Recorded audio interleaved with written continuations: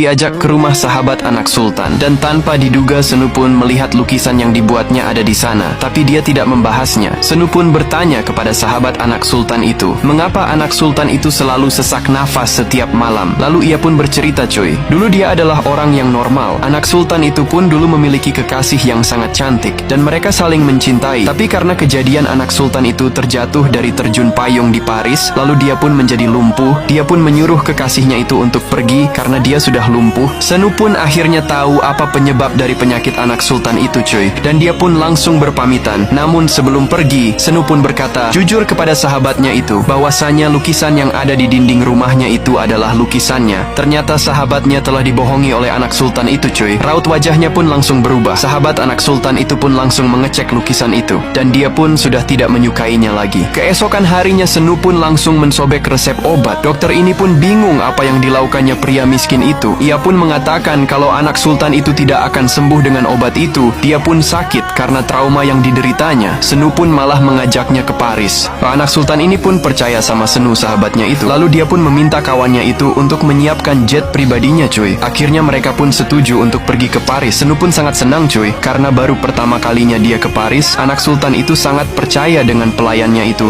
Akhirnya mereka pun berangkat, dan mereka pun sangat senang. Lalu terlihat pesawat pribadi anak sultan itu pun sudah menunggunya. Mereka pun akan segera terbang. Terlihat Senu pun baru pertama kalinya naik pesawat, cuy. Dia pun begitu ketakutan. Anak sultan itu pun tertawa melihat ekspresi dari Senu. Semakin pesawat itu terbang tinggi, Senu pun merasa sangat ketakutan. Akhirnya mereka pun sampai di Paris, dan Senu melihat keindahan kota Paris untuk pertama kalinya. Anak sultan itu mendekati Menara Eiffel, cuy, karena di sana banyak kenangannya. Namun anak sultan ini pun teringat dengan masa lalunya, dan sakitnya itu pun langsung kambuh lagi, dan dia pun merasa sesak nafas. Anak sultan ini pun minta untuk pulang ke rumah saja, karena dia tidak tahan berada di Paris. Senu pun bingung bagaimana caranya untuk membuat anak sultan itu bahagia. Namun tiba-tiba saja mobil anak sultan itu pun langsung diserempet pengendara lain. Senu pun sangat marah karena hampir saja mereka celaka. Namun tanpa diduga anak sultan ini menyuruhnya untuk mengejarnya. Mereka pun akhirnya berbalap, cuy. Senu pun sangat senang mendengar itu. Beda halnya dengan asisten itu. Dia malah sangat ketakutan, cuy, karena mobil itu sangatlah kencang. Lalu mereka pun langsung menyelipnya, sehingga dia pun langsung memenangkannya, cuy. Dan anak sultan itu pun sangat senang, cuy, karena dia telah berhasil mengalahkan orang itu. Beda halnya dengan asisten ini. Dia pun merasa tersiksa karena ulah dua orang ini, cuy. Anak sultan itu sangat senang, cuy. Lalu ia pun teringat masa lalunya, dan anak sultan ini pun mengurungkan niatnya untuk balik ke India. Dia pun melihat Menara Eiffel itu sangatlah cantik. Keesokan harinya anak sultan ini pun langsung dibawa ke wisata terjun payung, cuy, dimana terjun payung itulah yang menyebabkan dia lumpuh. Dan Senu pun meminta kepada anak sultan itu